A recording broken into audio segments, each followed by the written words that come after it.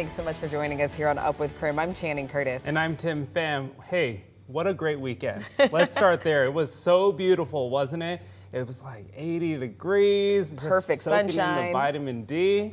Thomas, did you get outside to do any Bloomsday training? I did get outside to do some Bloomsday training, more so on Sunday, because Saturday I did a cycle class just to mix things up. There you go. Keep that endurance going. Oh man, I can't believe that we are now within a week to Bloomsday, of course, this next Sunday. It was take your pick on the best part of the weekend. Was it the weather? Was it the hockey game? It was just totally awesome. But our temperatures were in the 80s both days. It was 84 on Saturday and then 82 on Sunday, tying the record high in Spokane. Today is going to be just a pinch cooler thanks to a little cool front that moved through during the overnight hours. We're going to start the day at 49 degrees in Spokane, still 51 in Coeur d'Alene. Small chance of a shower this morning as we track an isolated shower thunderstorm opportunity today and tomorrow. Today will be 70s, but we still have more 80s in our forecast for this week. Well, this morning, a woman is sitting in the Spokane County Jail for a deadly hit and run on Saturday night. Authorities found 2 people dead on the side of the road in Airway Heights, just northeast of Northern Quest Resort and Casino. The sheriff's office says just before midnight on Saturday, someone reported a woman lying in a ditch off of West Trails Road. First responders found a man and a woman dead on the side of the road, and shortly after that, deputies found a truck in a ditch about a half-mile away.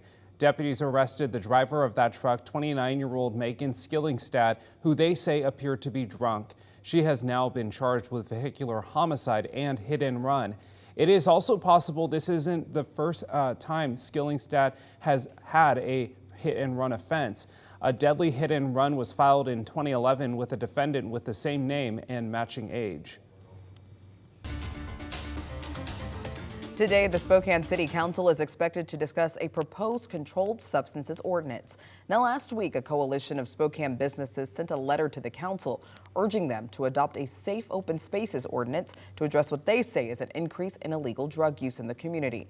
They want the council to find a balanced policy establishing a gross misdemeanor for drug use that results in taking illegal substances and paraphernalia. That full letter is available on our website right now at krem.com. New from overnight, concern in the banking industry once again this morning as federal regulators race to save another bank. Now, regulators seized the troubled First Republic Bank. This is the third major U.S. bank to fail in just the past 2 months.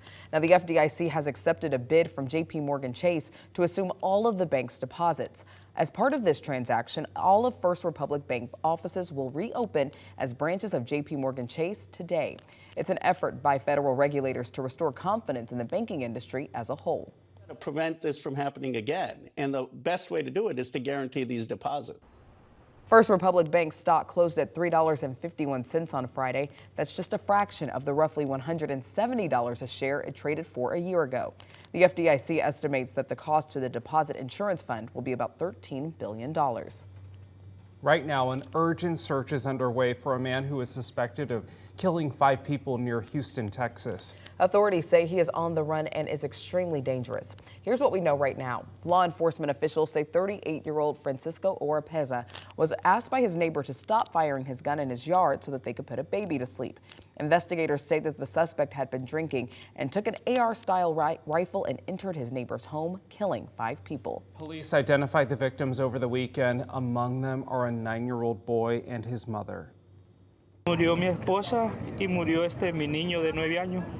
¿Qué le puedo decir? Tratando de ser fuerte por mis hijos, porque igual mi hija está, ya más o menos se entiende. Es bien difícil cuando ella viene y te empieza a preguntar por mamá. Well, a GoFundMe for the victims' families has raised nearly $200,000 so far. Texas authorities are offering an $80,000 reward for information leading to the suspect's arrest. And of course, this is a developing story, so we'll bring you updates as we get them. It is 7:05 right now. Let's take a look at your morning rush. More news in less time. A high-speed crash sent 2 Washington State Patrol troopers and another driver to the hospital over the weekend. According to WSP, a 19-year-old woman and the 2 troopers were going westbound on I-90 when the woman rear-ended the troopers. Both troopers were taken to the hospital and later released. The woman was also taken to the hospital, but her condition is unknown at this time. We do know that charges are now pending against her. Early voting starts today for the May 16th Idaho election. Early voting can be done at your county's election office Monday through Friday from 8 a.m. until 5 p.m.